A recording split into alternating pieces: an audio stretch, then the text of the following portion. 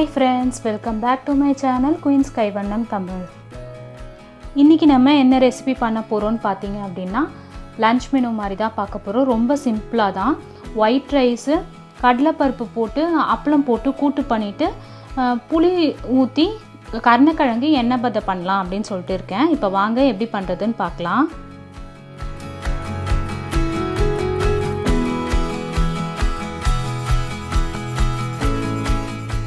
First ஒரு பக்கம் வந்து கேஸ்ல சாப்பாட்டுக்கு அரிசி கழுவி வெச்சுக்கிறேன்.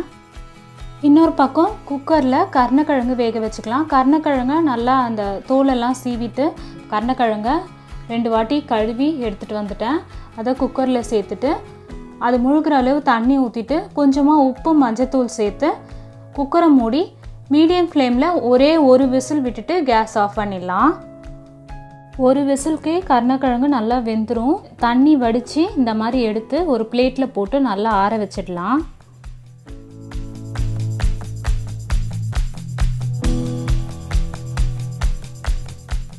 இப்போ அந்த குக்கர்லயே அடுத்ததா கடலை பருப்பு வேக வச்சுக்கலாம். கடலை பருப்பு ஒரு அரை கப் கடலை பருப்பை வந்து நல்லா கழுவிட்டு அரை மணி நேரமா ஊறி இருக்கு. அதை குக்கர்ல சேர்த்துட்டு அது முழுகிற அளவு தண்ணி ஊற்றி வச்சிருக்கேன். அதில் கொஞ்சமா மஞ்சத்தூள், கொஞ்சமா பெருங்காயத்தூள், 1 டீஸ்பூன் மிளகாய்த்தூள், 1 டீஸ்பூன் அளவு தனியாத்தூள் சேர்த்து நம்ம காரத்துக்கு ஏற்ற மாதிரி சேர்த்துட்டு குக்கரை மூடி ஒரு 5லேருந்து 6 விசில் அது நல்லா வேகிற அளவுக்கு விசில் விட்டுட்டு கேஸ் ஆஃப் பண்ணிக்கலாம். நம்ம கடலை பருப்பு வேகிறதுக்குள்ள கருணக்கிழங்குக்கு மசாலா தடவி வச்சிடலாம். ஒரு பிளேட்ல அதுக்கு தேவையான மசாலாலாம் எடுத்து வச்சிருக்கேன். ஒரு 1/4 டீஸ்பூன் மஞ்சத்தூள், 1/2 டீஸ்பூன் கரம் மசாலா தூள், நம்ம காரத்துக்கு ஏற்ற மாதிரி ஒரு டீஸ்பூன் அளவு மிளகாய்த்தூள், 1 டீஸ்பூன் அளவு தனியாத்தூள், உப்பு நம்ம தேவைக்கு ஏற்ற மாதிரி வச்சுருக்கேன். அது கூட கொஞ்சமாக புளி நல்லா திக்காக கரைச்சி அதில் சேர்த்து நல்லா ஒரு திக்கான பேஸ்ட் மாதிரி மிக்ஸ் பண்ணி வச்சுக்கலாம்.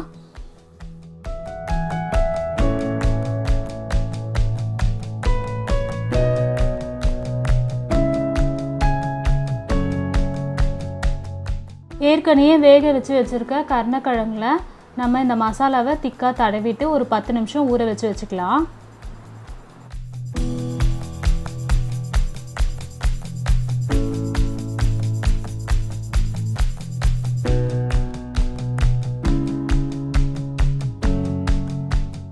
ஒரு தவா வச்சுருக்கேன். அதில் கொஞ்சமாக எண்ணெய் ஊற்றி வச்சுருக்கேன். எண்ணெய் நல்லா சூடான உடனே நம்ம மசாலா தடவி ஊற வச்சுருக்க கருணக்கிழங்கை அதில் சேர்த்துட்டு மீடியம் ஃப்ளேமில் வச்சு 2 பக்கமும் நல்லா செவக்க விட்டு எடுத்துக்கலாம்.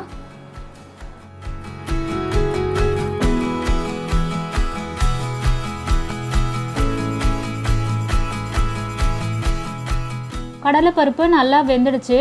கரண்டிலேயே நல்லா மசிச்சு விட்டா மாதிரி கலந்து விட்டுக்கலாம். நம்ம கடாய் வச்சு கொஞ்சமாக எண்ணெய் ஊற்றி வச்சுருக்கேன். எண்ணெய் நல்லா சூடான உடனே அப்பளம் கூட்டுக்கு தேவையான அப்பளத்தை பொரிச்சு எடுத்துக்கிறேன்.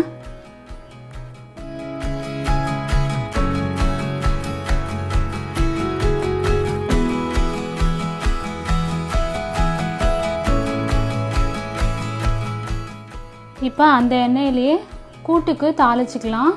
கொஞ்சமாக கடுகு, சீரகம், ஒரே ஒரு காஞ்ச மிளகாய், ஒரு 4 பல் அளவு பூண்டை தோலோட தட்டி சேர்த்துக்கிறேன். சேர்த்துட்டு கொஞ்சமாக பெருங்காயம், கருவேப்பிலை இதெல்லாம் சேர்த்து நல்லா பொரிஞ்ச உடனே நம்ம வேக வச்சு கடைஞ்சி வச்சுருக்கோம் இல்லையா கடலை பருப்பு, அதை சேர்த்து கொதிக்க வச்சுக்கலாம்.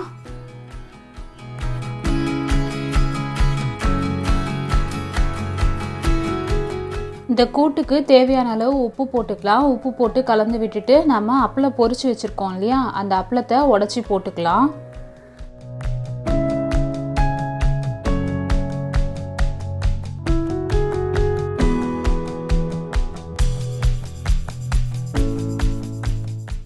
ஒரு 5லேருந்து 10 நிமிஷத்துக்குள்ளே அந்த அப்பளம் கூட்டு வந்து நல்லா கொதிச்சு வந்துட்டுருக்கோம். அந்த ஸ்டேஜில் கடைசியாக கொஞ்சமாக மிளகுத்தூள் சேர்த்துட்டு கருவேப்பிலை கொத்தமல்லி சேர்த்துட்டு கேஸ் ஆஃப் பண்ணிக்கலாம்.